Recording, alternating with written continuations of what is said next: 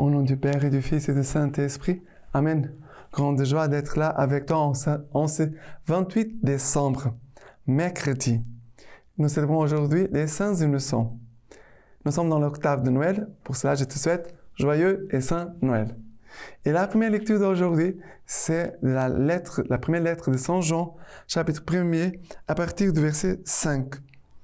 Or, voici le message que nous avons entendu de lui et que nous vous annonçons. Dieu est lumière, en lui pend des ténèbres. Si nous disons que nous sommes en communion avec lui, alors que nous marchons dans les ténèbres, nous mentons, nous ne faisons pas la vérité. Mais si nous marchons dans la lumière, comme il est lumière, lui-même dans la lumière, nous sommes en communion les uns avec les autres. Et le sang de Jésus-Christ, son Fils, nous purifie de tout péché. Si nous disons, nous n'avons pas de péché, nous nous abusons, la vérité n'est pas en nous. Si nous confessons nos péchés, lui, fidèle et juste, pardonnera nos péchés et nous purifiera de toute iniquité. Si nous disons, nous n'avons pas de péché, nous faisons de lui un menteur et sa parole n'est pas en nous. Petits enfants, je vous écris ceci pour que vous ne péchiez pas. Mais si quelqu'un vient à pécher, nous avons comme avocat auprès du Père Jésus-Christ le juste. C'est lui qui est victime des propitiations pour nous, pour nos péchés. Non seulement pour les nôtres, mais aussi pour ceux du monde entier.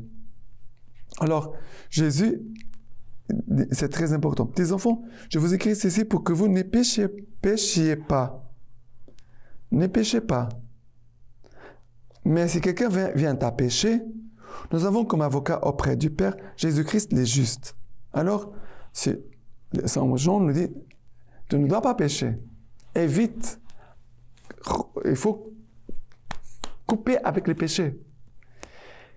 Mais si tu viens à pécher, n'oublie pas que nous avons un avocat, un défenseur, Jésus-Christ, qui est auprès du Père. C'est lui le juste. C'est lui qui est victime de propitiation pour nos péchés. Non pas seulement pour les nôtres, mais aussi pour ceux du monde entier. Jésus est venu déjà à Noël pour déjà porter nos péchés. C'est pour cela que dans les icônes, je ne sais pas si vous connaissez l'iconographie, ça veut dire que ce sont des peintures, des dessins déjà très anciens, surtout nos frères orthodoxes, de l'Église orthodoxe, qui ont cette habitude d'écrire des icônes, ils font les dessins. Et quand on voit des icônes de la crèche, la naissance de Jésus, Jésus est déjà dans un tombeau. La crèche, ce n'est pas une mangeoire. Là où Jésus est couché, ce n'est pas une mangeoire, mais c'est un tombeau. Pour dire que Jésus vient déjà pour porter nos péchés, qu'il vient pour donner sa vie en rançon pour pardon de nos péchés, pour nous pardonner nos péchés. Et maintenant, le psaume d'aujourd'hui, c'est le psaume 124, à partir du verset 2. Sans le Seigneur qui était pour nous, quand on sauta sur nous, alors il nous avalait tout vif dans le feu de leur colère. Alors les eaux nous submergeaient, les torrents passaient sur nous. Notre âme, comme un oiseau, s'est échappée du filet de l'oiseleur. Le filet s'est rompu et nous avons échappé. Notre secours est dans le nom du Seigneur qui a fait le ciel et la terre. Notre secours est dans le nom du Seigneur qui a fait le ciel et la terre. C'est comme Jean le disait tout à l'heure, Jésus est notre avocat auprès du Père. Il est le juste. Ça veut dire que vivre ce temps de Noël, c'est malgré nos péchés ou avec nos péchés, nous devons aller devant le Seigneur en toute confiance, car c'est lui notre Sauveur. Nous ne sommes pas nos sauveurs à nous-mêmes. Il y a parfois des personnes qui veulent être leur propre sauveur. Ils veulent se sauver à eux-mêmes. Mais vivre Noël, c'est humblement d'accepter que c'est un autre, ça veut dire Jésus-Christ, qui vient pour nous sauver. Le Seigneur vraiment vient nous faire et délivrer de tout ce que nous enfermer, de tout ce qui nous isolait, de tout ce qui a endurci notre cœur. Le Seigneur veut vraiment enlever tout cela pour que nous puissions être comme Jésus, libres de pouvoir aimer tous, d'aimer tout le monde. Jésus n'est pas venu pour aimer quelques-uns, mais seulement le peuple choisi, le peuple d'Israël, mais Jésus vient pour aimer l'humanité tout entière, toutes les personnes, sans exception. Et maintenant, l'évangile d'aujourd'hui, c'est Matthieu chapitre 2, à partir du verset 13. Après leur départ, voici que l'ange du Seigneur apparut en songe à Joseph et lui dit, « Lève-toi, prends avec toi l'enfant et sa mère, et fuis en Égypte, et reste ici jusqu'à ce que je te le dise. Car Hérode va rechercher l'enfant pour le faire périr. » Il se leva, prit avec lui l'enfant et sa mère, de nuit, et se retira en Égypte. Et il resta là jusqu'à la mort d'Hérode, pour que s'accomplisse cet oracle prophétique du Seigneur. Alors Hérode, voyant qu'il avait été joué par les mages, fut pris d'une violente fureur et envoya mettre à mort dans Bethléem et tout son territoire tous les enfants de moins de 2 ans, d'après le temps qui s'était fait préciser par les mages. Alors s'accomplit l'oracle du prophète Jérémie. Une voix dans Rama s'est fait entendre, pleurs et longues plaintes. C'est Rachel pleurant ses enfants, et ne veut pas qu'on la console, car ils ne sont plus.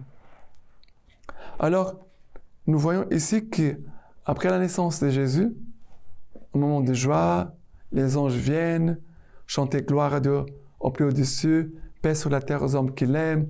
Il y a les bergers qui viennent adorer Jésus, qui viennent le visiter, les mages aussi, qui viennent se prosterner devant Jésus pour l'adorer et offrir leurs cadeaux. Tout de suite après, nous voyons que la joie s'arrête. La joie s'arrête pour donner place à une douleur. Marie et Joseph doivent partir rapidement pour protéger l'enfant Jésus, car Hérode cherchait à les faire périr, à les tuer. Et là, tous les enfants qui vont mourir, les sans innocents, déjà, ils vont rendre témoignage, sans parler, les sans innocents rendent déjà témoignage à Jésus, le Verbe fait chair. Ils rendent témoignage à la parole céleste, éternelle, qui vient pour nous sauver. Mystère de joie, mystère de douleur. Notre vie, elle est marquée aussi par les joies et les douleurs. Que dans nos douleurs, dans nos épreuves, dans nos souffrances, que le Seigneur vienne aussi mettre en nous sa consolation, sa joie, sa paix, car le Seigneur, c'est lui qui conduit notre vie. Notre vie, le Seigneur la connaît, il nous regarde. Le Seigneur n'est pas un Dieu indifférent, il voit tout ce que nous vivons. Et le Seigneur vraiment nous communique toujours son amour et sa grâce, sa force. Nous devons avoir cette confiance, mais aussi de supplier le Seigneur aujourd'hui pour tous les enfants que partout dans le monde meurent, pour les enfants que partout dans le monde sont mis à mort, sont avortés, qui ne sont pas aimés, qui ne sont pas accueillis par les hommes et les femmes de nos jours. D'accord? Et maintenant, la lecture patristique de Saint Quodvult Deus, qui nous dit ceci. « Pourquoi as-tu peur, Hérode, en apprenant la naissance du roi? Il ne vient pas pour te détrôner, mais pour triompher du diable. Et comme tu ne comprends pas cela, tu es inquiet et tu entres en fureur, et afin de perdre et afin de perdre le seul enfant que tu recherches, tu es assez cruel pour en faire mourir un si grand nombre. Tu assassines ces faibles corps parce que la peur assassine ton cœur. Ce tout petit meurt pour le Christ sans le savoir.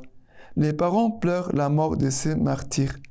Et ceux qui ne parlent pas encore, le Christ les rend capables d'être ses témoins. Voilà pourquoi il règne, lui qui était venu régner ainsi. Voici que déjà le libérateur accomplit la libération et que le Sauveur apporte le salut.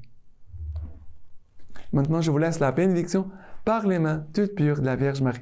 Que Dieu Tout-Puissant vous bénisse et vous garde, le Père, le Fils et le Saint-Esprit. Amen.